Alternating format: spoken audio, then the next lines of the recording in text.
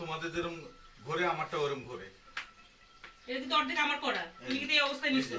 হ্যাঁ তুমি কি এই অবস্থায় নিছো? এটা মাথায় আস্তে একটা আটা নিয়ে আমি বেলে দিচ্ছি। হ্যাঁ একটা আস্তে শেষ করো।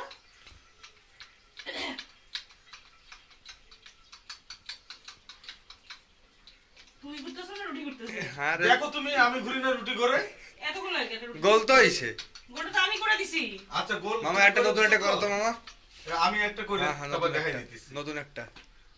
এই তো এবার একটা কাহিনী হবে। এত ইয়ে নেওয়ার কোনো কারণ নাই।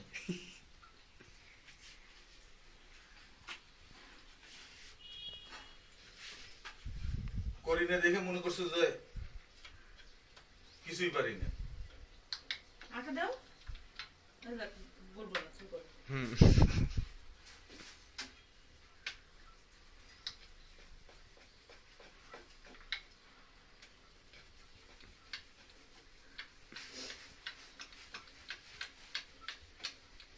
মাহিম, হ্যাঁ ভিডিও প্রমাণ আছে, সমস্যা নাই।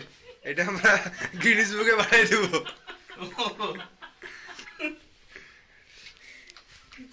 অনেক মেয়েদের থেকে ভালো ভালো বলতেছি। রিয়ার সাথে ভালো বলতেছ, অসুবিধা নাই। রিয়া তো পারাই না, রিয়া বেলবে। রিয়ার এটা ভিডিওটা পাঠিয়ে দিলে হবে। রিয়া পো শিখো মামার কাছ থেকে।